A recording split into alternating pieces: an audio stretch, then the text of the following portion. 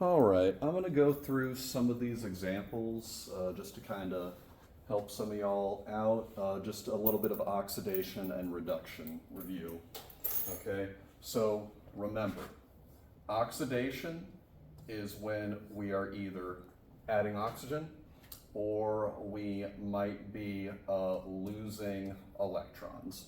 All right, so if you see a movement of oxygen, I mean, you can kind of already look without even going too much into the charge, but we'll go into the charge anyway just so that we have a better understanding of what's happening. And then RIG, RIG, reduction is gaining electrons, okay? So this is going to result in your charge becoming more negative.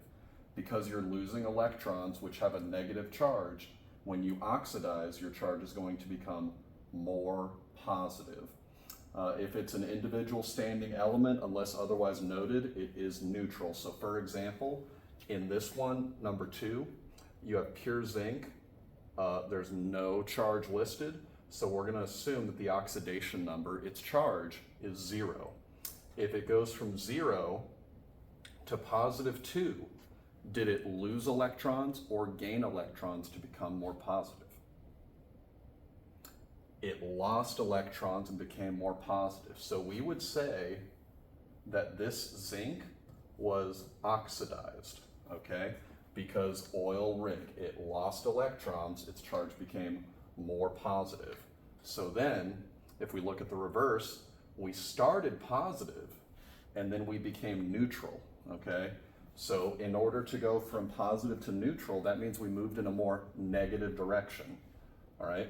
So we would say this hydrogen was reduced, all right?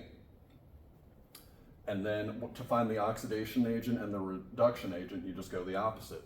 So if this was oxidized, well, what gave it those electrons? I mean, what took those electrons? It didn't come from nowhere. So we would say that this one is the oxidation agent. The hydrogen would be the oxidation agent in this case, all right? And the zinc would be the reduction agent, all right?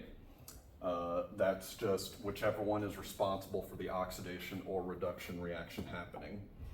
If we're looking back to a more straightforward example in this first one, we notice that our iron started with oxygen and then gave that oxygen to aluminum. So we would say that iron was reduced because it lost oxygen. And aluminum started without oxygen and then gained it. So we would say aluminum was oxidized, all right? And so if this was oxidized, somebody gave it that oxygen. So we would say that this iron and the iron oxide was our oxidation agent and that the aluminum was our reduction agent, okay? Now we can also do this. Let's say that this wasn't oxygen and it was less obvious how this redox reaction went. Let's say this was some other element that is very similar to oxygen, we'll say, and it has a -2 charge, okay? If there are 3 of them and they each have a -2 charge, that's a net charge of -6. So if we know that the total charge from our iron in order to balance out that -6 charge is +6, and there are 2 irons, that means each iron must be at a +3 charge, okay? This aluminum is by itself, so we would say its oxidation is 0. And then moving along over here, we notice that our aluminum is in the same situation as our iron in the beginning, okay? So let's say that this random element that is not oxygen has a -2 charge apiece, 3 of them total, -6 charge total. Now our aluminum is the one with the +3 charge for a total of +6, and our iron is the one at 0. So even then, even with a different element that's not oxygen, that's behaving similarly, we can still call this a redox reaction because our iron went from positive, so this iron is in an ionic compound, and in an ionic compound, your metal has a positive charge, your nonmetal has the negative charge. The iron was positive. After this reaction, now it's neutral. So if we went from positive to neutral, did we move in a more negative or a more positive direction? When we went from positive to neutral, we moved in a more negative direction. So what that means is we gained electrons. All right, and let's look at oil rig. Which one is gaining electrons, oxidation or reduction? All right, we know now that the iron was reduced. And we know that aluminum started at a 0 and then ended up with a positive charge. So if we started from the bottom, now we're here, we know that we lost electrons, which is oxidation. So we know, even if we were hypothetically saying in a different equation, you know, whatever, with a negative, we could still say, yes, this was oxidized because it lost electrons. So let's look at another example where all that the reaction does is move electrons between ions. So let's look at this aluminum copper reaction. All right.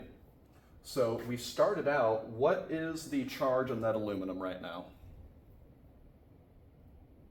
It's neutral right now. Over here it's positive. So if we went from 0 to positive, did we lose or gain electrons? We lost electrons, and losing electrons is oxidation or reduction? Oxidation. So we would say the aluminum was oxidized because it became more positive by losing electrons, oil rig. We can look at our copper that started out with a positive charge and then became neutral.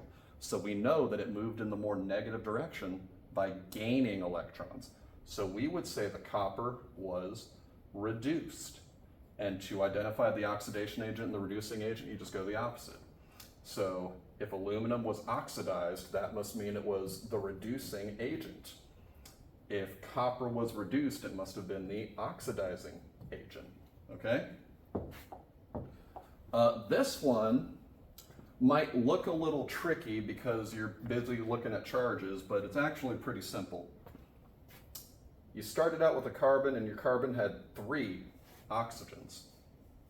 Now it has 2 oxygens. So that means that you lost oxygen. So is that oxidation or reduction? It's reduction. And then your hydrogen gained oxygen, so it was oxidized. All right, let's go to a couple of other examples. So this is a little blast from the past. So semester 1, you guys learned that in certain ionic compounds, the transition metal, because they can have different charges, is going to have a Roman numeral number listed in it. That tells us the charge. So this CuO, or copper oxide, consists of a copper with a +2 charge, and then the oxygen usually has the -2 charge. So our copper went from 0 to positive. So was our copper oxidized or reduced if it became more positive? It was oxidized, all right? So, and another way we know that is it's a reaction with oxygen, so that makes that pretty simple. But let's get a little more complicated. Let's do one that has no oxygen involved at all. Your iron started with a what charge? What does that tell us? Yes, it's a +2 charge. So if the iron started with a +2 charge and then had a charge of 0, was it oxidized or reduced? It was reduced because its charge moved in the more negative direction, which means our chlorine must have been oxidized, all right? Now let's look at manganese. Very fun one to say. So your manganese, again, both of these start at 0 unless otherwise specified. Your manganese went from neutral to positive, so oxidation or reduction? Oxidation, very good, all right? So all pretty straightforward so far. What did I do with my mouse?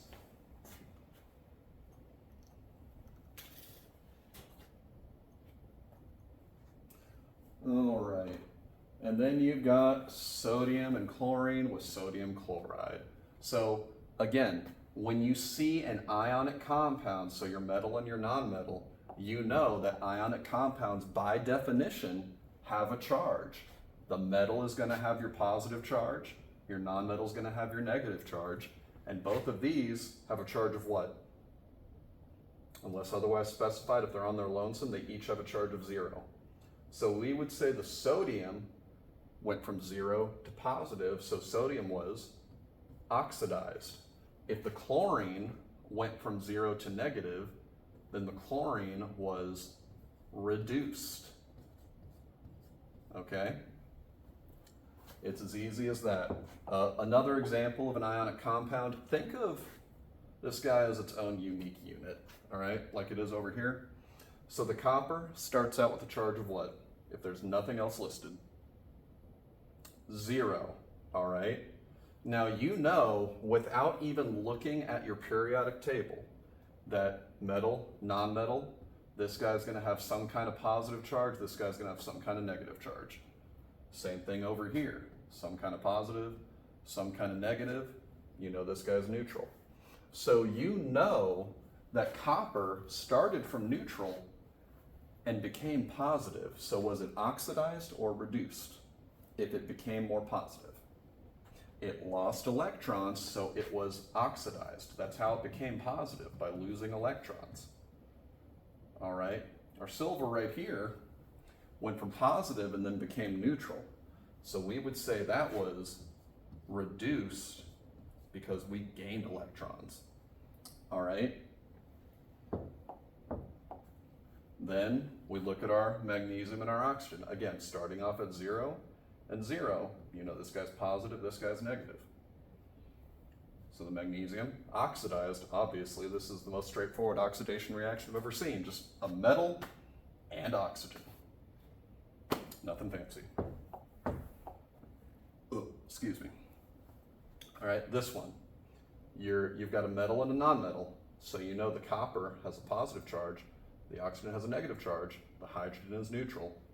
What's the charge on copper right here? 0, all right, there you go.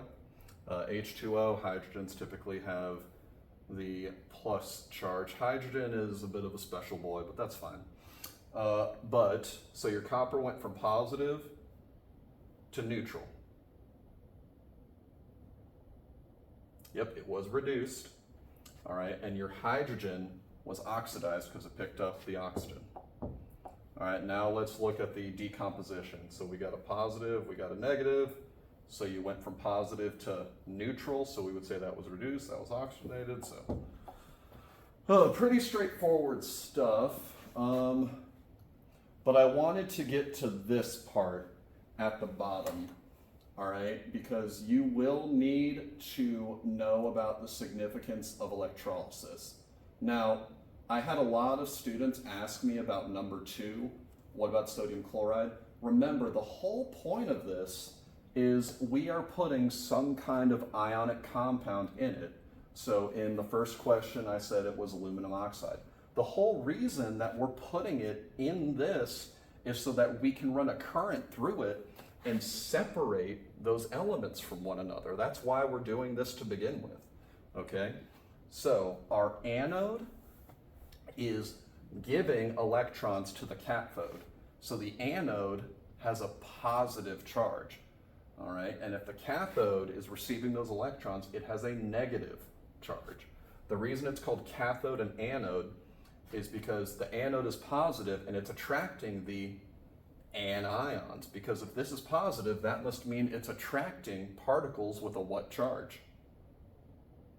Negative. And what do we call negatively charged ions? Anions. Anions, anode. And then your cathode. The reason it's called cathode is because it's negative and it attracts the positively charged ions, okay? So our cations. These are typically metals or hydrogen. Positively charged ions, negatively charged non-metal ions, all right? Now, the reason I bring all that up is because you do need to be able to tell me what's going to happen if you throw in a certain ionic compound. So in this example, I gave you aluminum 2 oxide. So what you should know is that's going to separate out. The aluminum is going to be positive.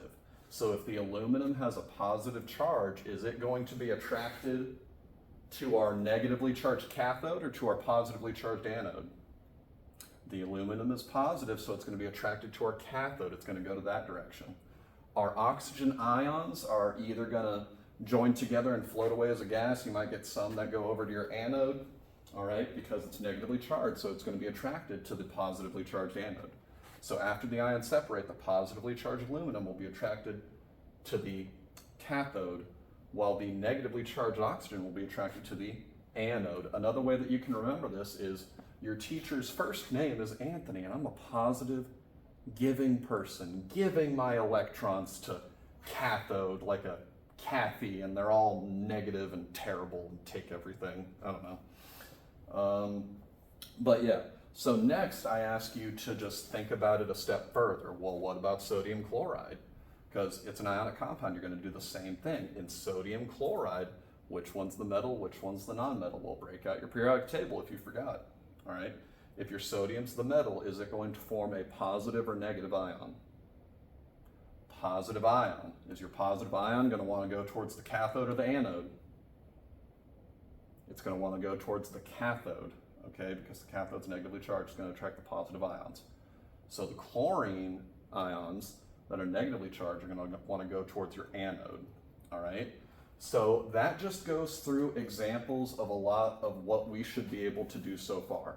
So again, by this point, you should be able to look at most redox reactions. You should be able to tell me what is being oxidized, what is being reduced, what the oxidation agent is, and what the reduction agent is. You should be able to do that by looking at a regular chemical equation or by looking at a word equation. You will need to know, I mean, that's pretty easy. Just if it's in parentheses, that's always the positive charge on that metal. All right? Nothing too crazy, just you got to keep track of a few simple concepts in tandem and you'll be fine. All right? This can get a little complicated.